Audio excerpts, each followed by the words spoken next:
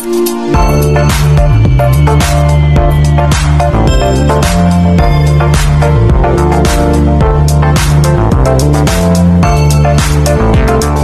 araw po mga ka-business, mga kapapi. Sana po nasa mabuti kayong kalagayan. Panibagong araw, panibagong reaksyon po tayo. Pasensya na po kayo at medyo hindi po tayo nakapag-reaksyon ngayon. Nagawa po ng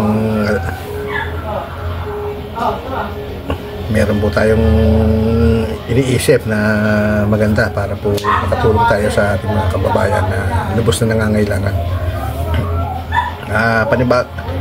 Re-reaction ko lang po yung mga mga naglalabasan pong komento mga sa vlog po nila Kuya Ka-Business na patungkol po doon sa mag-inang natulungan nila na sila Jonathan at si Nanay Marita. Kasi po si Nanay Marita po ay pumano na po, condolence po kay Jonathan. Meron pong mga comment po na lumalabas na ginamit lang daw po ni Ka-Business official si Jonathan o nila Kuya Ka-Business si Jonathan sa pagbablog po. Yung po mga lumalabas sa mga comment.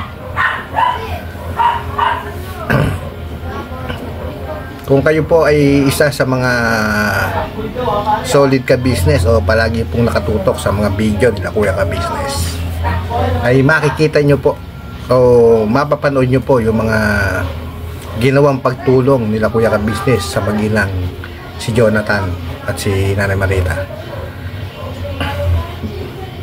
Doon nyo po masasabi na pinabayaan nga ba ni Kuya Ka-Business si Jonathan yung mag-ina, dahil lahat po ng pamamaraan para lang umayos po yung buhay nila ay ginawa po ni Kuya Ka-Business. At kung kayo po ay isa sa mga solid ka-business, makikita nyo po yung mga gawi ni Jonathan noong araw na sila ay tinutulungan ni Kuya Ka-Business. Ihenin tulad nyo po sa sarili nyo. Kung kayo po ang katulad ni Kuya Ka-Business at si Jonathan po yung tinutulungan nyo, ano po ang magiging damdamin nyo po sa mga ginagawa po ni Jonathan patungkol po sa Ka-Business family? Kung kayo po ang nasa katayuan nila Kuya Ka-Business.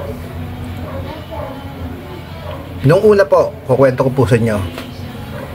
Nung una po, lahat po kinuha po yan ng mga pambahay, binigyan po ng mga gamit. Halos lahat may TV, may mga sala set. Yung higaan po na may bigas, may laging grocery. Pero ano pong ginagawa ni Jonathan? Ibinebenta po yung mga bigas.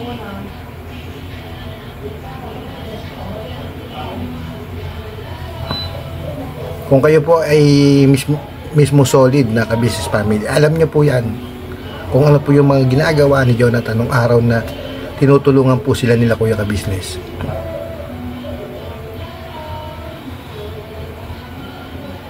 At hindi po sila Kuya Ka-Business ang bumitiw sa kanila. Mismong siya po, si Jonathan, ang bumitiw kala Kuya Ka-Business. Balikan nyo po yung mga upload nila Kuya Ka-Business patungkol po dito kay Jonathan, para malaman nyo po kung pinabayaan nga naman sila o talagang ginamit lang. Kasi masakit po yung mga binibitawan yung salita para po sa Ka-Business family.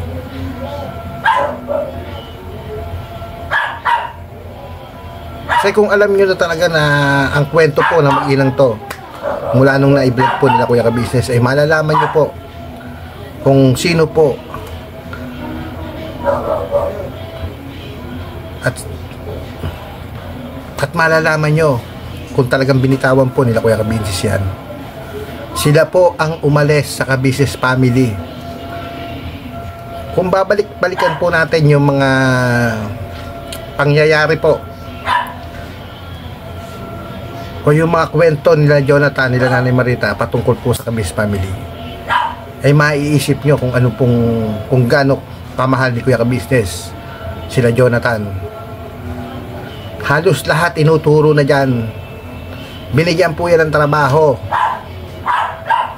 at napakagaan po ng trabaho, pero inayawan pa rin po niya.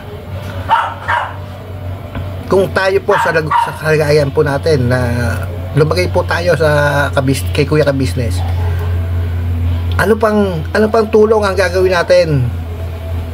Ano pang tulong ang gagawin natin para kay Jonathan? Isipin nyo, ano pang tulong ang gagawin natin para sa mag-ina na tinutulungan na natin, sila pa ang ayaw?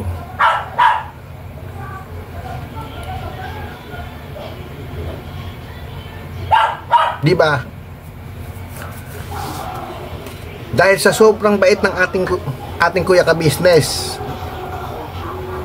dahil hindi na po ari sa may mga kapitbahay sila Jonathan, pinagawan pa po yan ng matutuluyan nila Jonathan doon sa bahay po nila Damulag. Kung babalikan niyo po yung mga video, ha, pinagawan po yan ng bahay ni Kuya ka-business.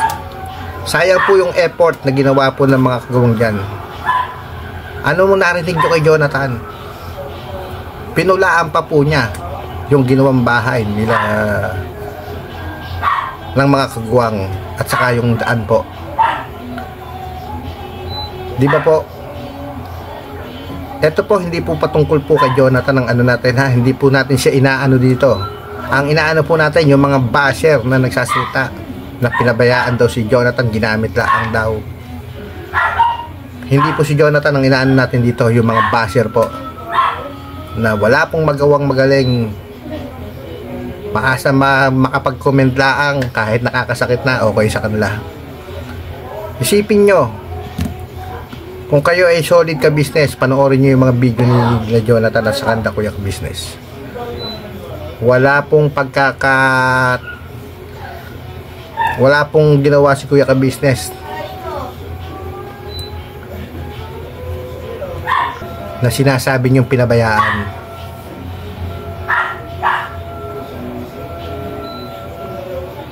Ikaw ba naman tao, kung ikaw sa lahat ng ginawa ni Jonathan sinisiraan sila Kuya ka-business, tutulungan mo pa ba yan? Pero anong ginawa nila Kuya ka-business? Pinagawang pa ng bahay yan. Dahil sila Kuya ka-business ay bukas ang palad para sa kanila. Ngayon nga talagang puro problema yung dumating sa kanila ngayon.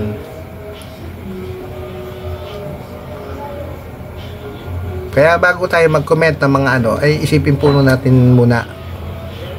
Kasi puro Paul na po yung binibitawan nyo. Alam nyo kaya po hindi na po nila naano sila Jonathan, dahil lahat naman po ng iano nila Kuya ka-business hindi naman pinakikinggan ni Jonathan eh.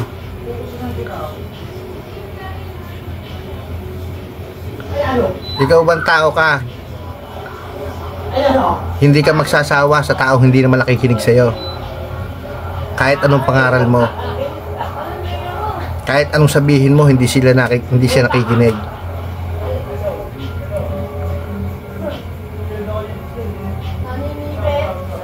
Puntahan nyo rin mga vlog nila na Renji patungkol kay Jonathan, kung paano sirain ni Jonathan sila Kuya ka-business.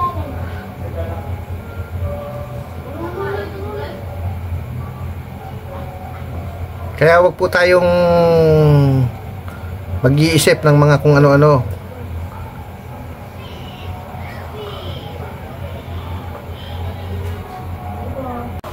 At nakita nyo naman po yung mga ginawa po ni Jonathan nung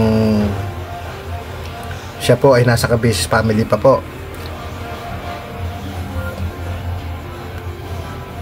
Kung babalik-balikan nyo po yung mga video po ni Jonathan patungkol po dito sa ka-business family, Masasabi niyo po na hindi po siya pinabayaan ng nila Kuya Ka-Business dahil lahat po ng bagay na ari pong ibigay nila Kuya Ka-Business sa kanila ay binigay po. Nakita mo, masyado po ang pag-iintindi ng Ka-Business family kay Nanay Marita nung siya po ay nasa ano pa nila Kuya Ka-Business. Kaya wag nyo pong sasabihin na ginamit lang po nila Kuya Ka-Business, sila Jonathan, dahil hindi po yan totoo at hindi ko po kayo sinasang-ayunan sa mga ganyang sinasabi nyo. Dahil ako ay subaybay ko po yung mga ginagawa nila Kuya Ka-Business na pagtulong po kala Jonathan. At hindi po sila Kuya Ka-Business ang bumitiw kay Jonathan, kundi po si Jonathan ang umalis kay Kuya Ka-Business. At kung kani-kanino po na po siya vlogger, nagpa-vlog. Pero anong ginagawa po ni Jonathan kala Kuya Ka-Business? Sinisira. Hanggang sa nagkaaway-away na po at nagkatampuhan ang mga kapwa vlogger dahil po sa kanya. Kaya po wag niyo po natin sasabihin na ginamit lang nila Kuya Ka-Business le Jonathan.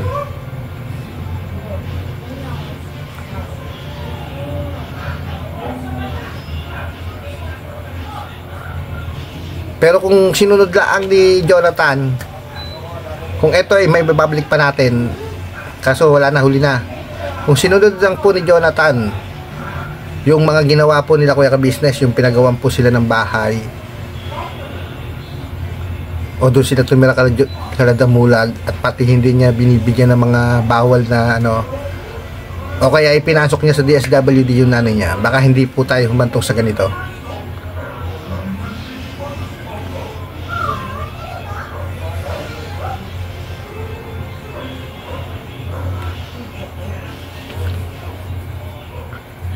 Kaya po wag niyong ibigay ang sisi kala Kuya Ka-Business kung anong bakit nangyari to sa mag-ina, dahil hindi po sila ang may kasalanan, kundi yung mismong sila Jonathan. Kahit sa akin po magdating na yan po ay aking tinutulungan, ako po nagcha-charity din po ako ngayon. Pero kung makakatagpo po ako ng mga katulad po ni Jonathan na sobrang tigas po ng ulo, eh baka hindi po natin tagalan po ang pagtulong sa kanya.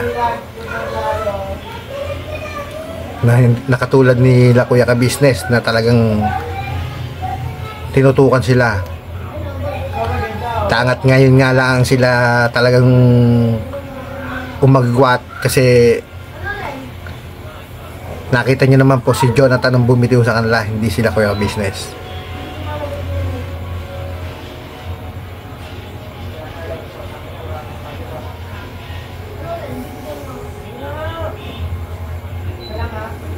Lahat po ng vlogger na umalalay kay Jonathan,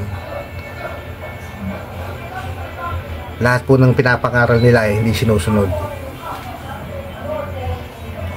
Kaya lang naman po hindi makaiwas sila Indigen, sila Renji, sila Thinking Body, dahil lagi po silang pinupuntahan nito. Sa katulad po ni Thinking Body, nakita nyo naman po, sumama din po ang loob dyan. Siyempre tao lang po tayo, mababaw po yung ating kalooban, lalong katulad nila Thinking Body, eh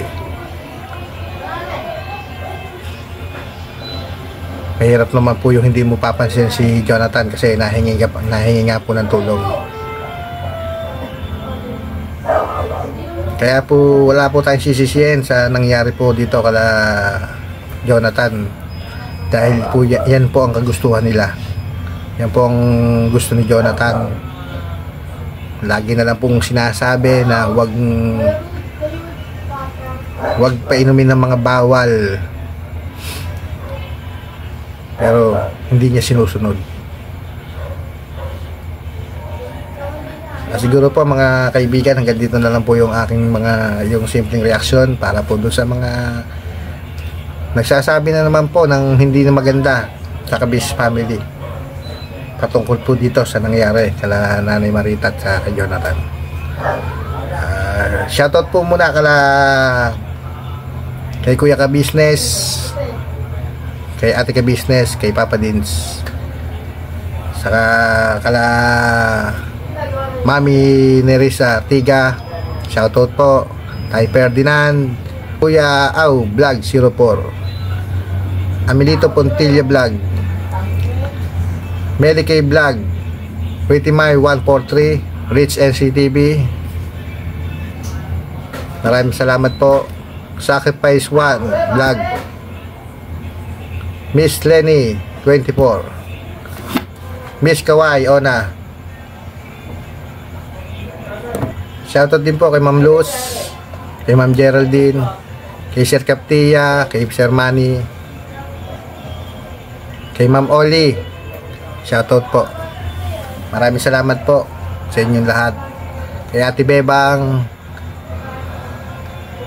pakisupport po Anime Reactor TV. Pasupport po ulit. Salamat po. God bless po.